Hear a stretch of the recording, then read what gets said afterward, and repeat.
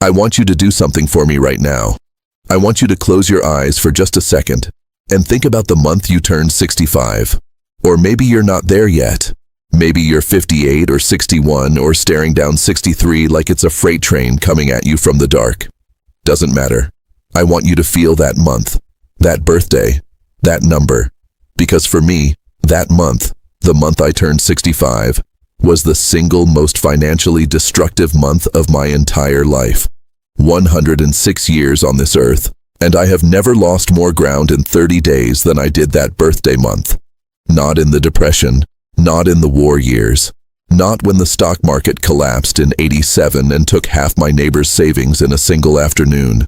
And here is the part that still wakes me up sometimes, even now. I didn't know it was happening, not one single bit of it.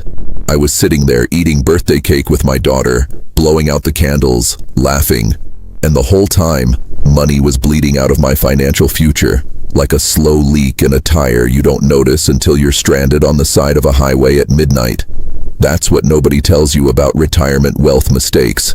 The worst ones, the truly devastating ones, don't announce themselves.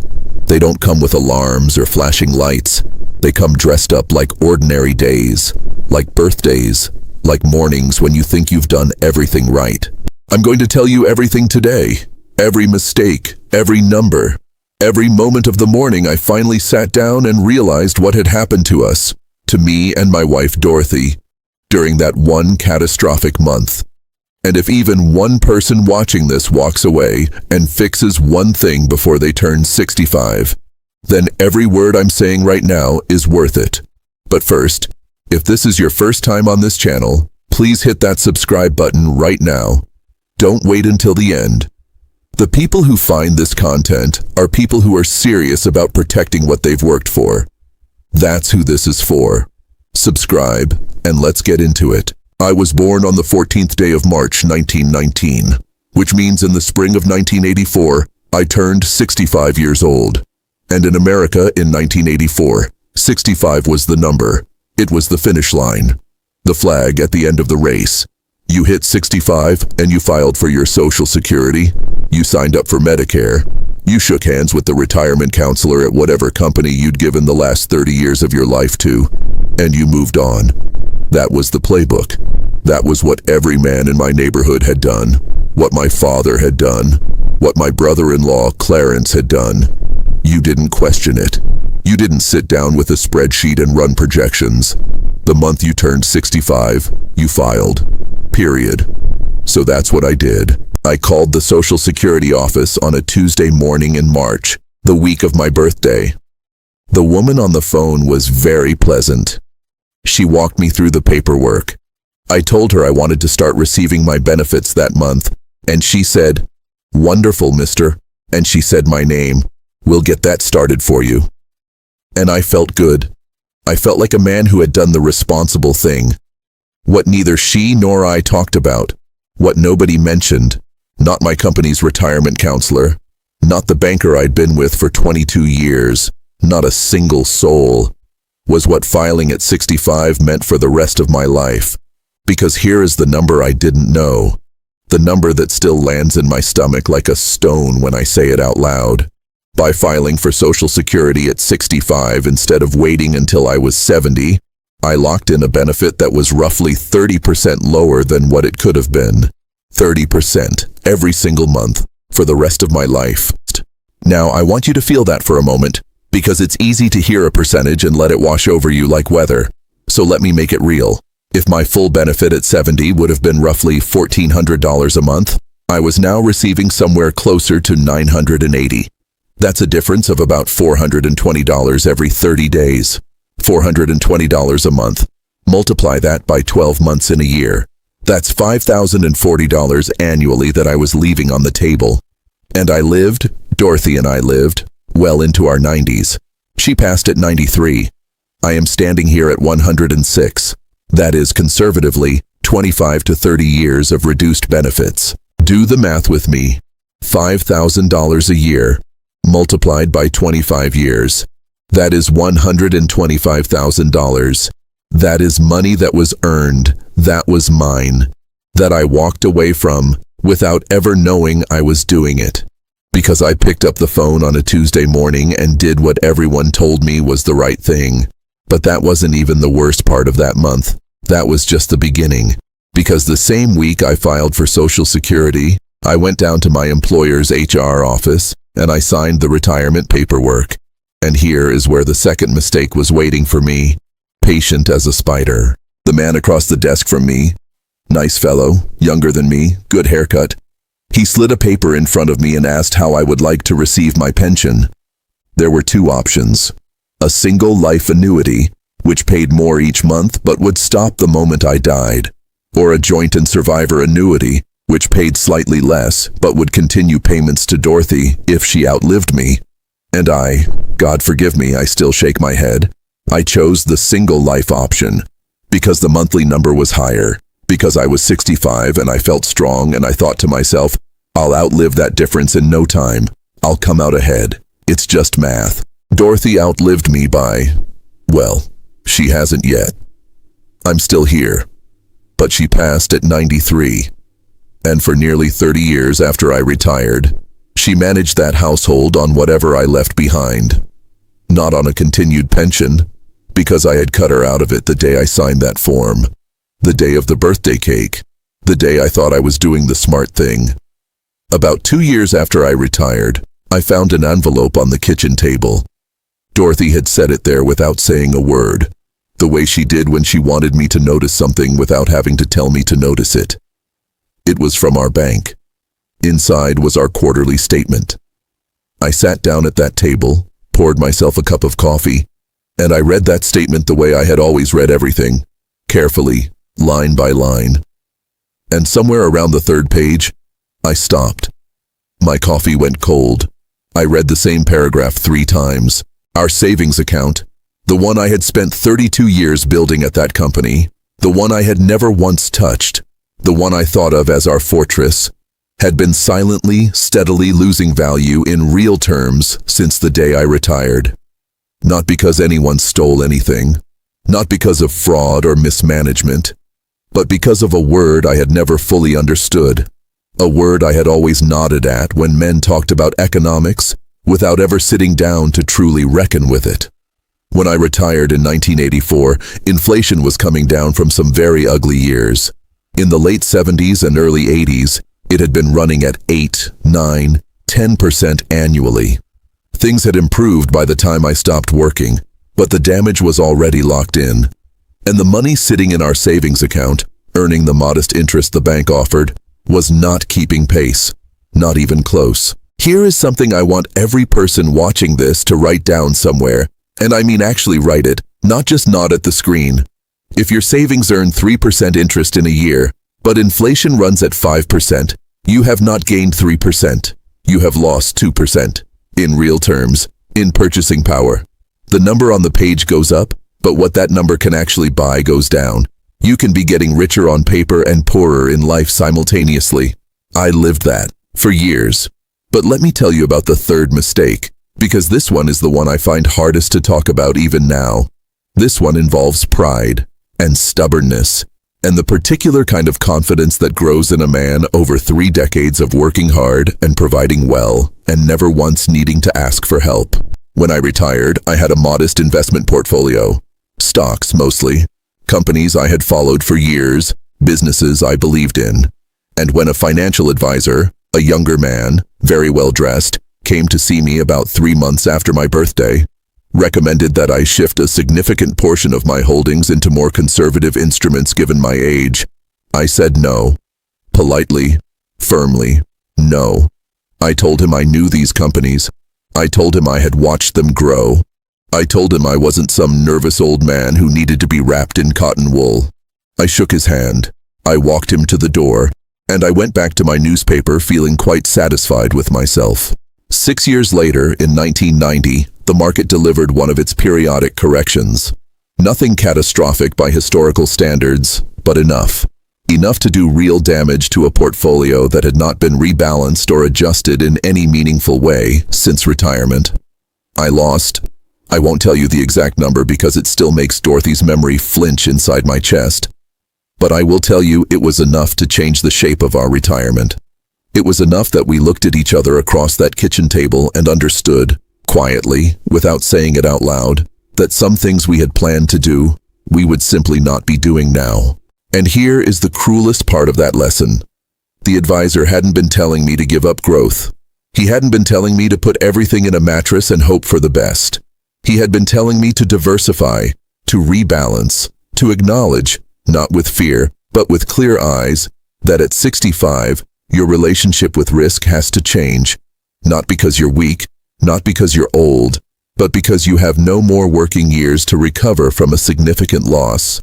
You are, from that birthday forward, playing a different game with different rules, and I had refused to learn the new rules. I think about the men I grew up with, strong men, capable men, men who built things with their hands and ran businesses and navigated the depression and the war without flinching.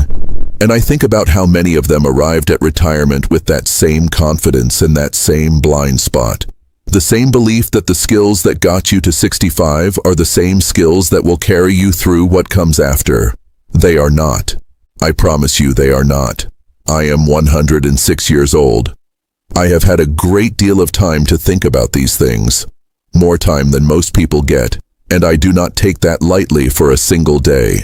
But I want to use whatever time I have left, whatever voice I still have, to say the things I wish someone had said to me in that birthday month, in that specific, irreversible spring of 1984. The first thing I want to say is this: the month you turn 65 is not the finish line. I know it feels that way. I know every instinct in you is pointed toward that number like a compass needle. But it is actually the starting line of a completely new financial chapter. One that could last 30 years, or 40 years, or in my case, 41 years, and counting. And the decisions you make in those first months set the foundation for everything that follows. If you have not yet filed for Social Security, please sit down with someone qualified, a fee-only financial advisor, not someone earning a commission, and run the numbers on what delayed filing could mean for your lifetime income. The break-even point, the point at which waiting pays off more than starting early, is typically somewhere around your late 70s or early 80s. If you have any reason to believe you'll live that long, and most of us live longer than we expect, then waiting could be the single most valuable financial decision of your life. Not a minor adjustment, not a footnote, a life-changing decision made in a 30-minute phone call.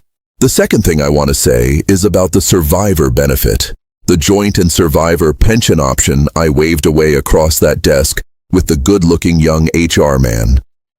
If you have a spouse, if there is a person who has built a life beside you, who has organized their entire existence around the assumption that you would provide, please choose the survivor benefit. Please. I know the monthly number is lower. I know it stings a little on paper. But you are not just protecting yourself. You are protecting them. And when you are gone, they will be alone, and they will be afraid. And the last thing they should have to be afraid of is whether they can pay the electric bill. Dorothy never complained. That is who she was. In nearly 40 years of marriage, she never once made me feel like I had let her down, even when I had. And that grace, that silence, that loyalty, I carried it every day of the years after she was gone. I carry it still. But I would trade a great deal to go back to that desk in that office in the spring of 1984 and check the other box. The one that said I valued her security more than I valued the slightly higher monthly number. The third thing, and this is about the portfolio, about the rebalancing, about the conversation I ended too soon, is that asking for help is not a sign of weakness. I know that generation I came from. We were raised to believe that needing guidance meant you were less capable, less of a man, less of an adult. That is a lie, and it is a lie that has cost a great many people a great many years of financial security. There are professionals in this world whose entire expertise is the specific set of problems you will face between 65 and 95. Not the problems you faced at 40 when you were building. Not the problems at 50 when you were accumulating. The specific, particular, deeply consequential problems of the withdrawal phase, the distribution phase, the phase where you are no longer putting money in but taking it out, And every decision about sequence and timing and asset allocation has compounding consequences that will ripple forward for decades. You would not rewire your own house without knowing what you were doing. You would not remove your own appendix. But somehow, we believe that managing the financial infrastructure of the last 30 years of our lives is something we can do entirely on our own, with pride and stubbornness as our primary tools. It is not. Find someone qualified, someone who has no incentive to steer you toward a particular product, and sit down with them before that birthday month arrives, not after. There are a few other things I want to name quickly, because I have seen too many people I loved make these same errors. Medicare enrollment has windows. If you miss them, you pay penalties for life, not for a year. For the rest of your life, your monthly premium is higher because you didn't file during the correct window. This is not a small administrative inconvenience. This is money, real money, every single month, for every year you are alive after the mistake. Put the enrollment deadlines on the calendar before you are anywhere near 65. Required minimum distributions from retirement accounts, your IRA, your 401k, begin at a specific age, and if you do not take them, the IRS imposes a penalty that is, historically, among the steepest in the tax code. These are not suggestions. They are not flexible guidelines. They are requirements, and they carry real consequences, and a surprising number of people arrive at that age having never heard of them in any practical, personal way. Taxes do not retire when you do. I want to say that again because I have watched people genuinely believe that retirement meant the end of their tax obligations, or at least the end of their complicated tax situation. Social Security benefits can be taxable depending on your total income. Pension income is generally taxable. Retirement account withdrawals are taxable. Proper tax planning in the years leading up to and immediately following retirement is not a luxury. It is a necessity. It can save you tens of thousands of dollars over a retirement that lasts decades. And finally, the last thing, the thing I save for the end, because it is perhaps the most important and perhaps the hardest to hear. Do not assume that because you survived this long, because you built this much, because you worked this hard, that the financial decisions of your retirement years will be forgiving. They will not. Working years are forgiving. You make a bad investment at 40, you have 25 years of income to recover. You make a bad decision at 65, you have no more income. You have only what you have. And the sequence of those mistakes, the order in which they occur, and the market conditions that surround them, can mean the difference between a life of quiet dignity and a life of quiet, grinding anxiety. I am 106. I have buried friends and colleagues, and eventually, Dorothy. I have watched people I admired run out of money before they ran out of time, which is one of the most quietly terrible things I have ever witnessed. And I have spent the better part of 4 decades wishing I had known in March of 1984 what I know now. The month I turned 65 was the worst financial month of my life, and I didn't even know it yet. But you watching this right now, you can know it. Before it happens. Before the cake is cut and the candles are blown out and the forms are signed and the windows close, you can know it. That is the whole point of being here together today. If this story hit you somewhere real, somewhere that made you think about your own situation or someone you love, please share this video. Don't keep it to yourself. There is someone in your life who needs to hear this before their birthday month comes, before the windows close, before the forms are signed. And if you haven't subscribed yet, please do it right now. I am not going to be here forever. I've made peace with that. But while I am, I intend to use every conversation we have to say the things nobody told me when I needed to hear them. Subscribe so you don't miss a single one. I'll see you in the next one. God willing and the creek don't rise.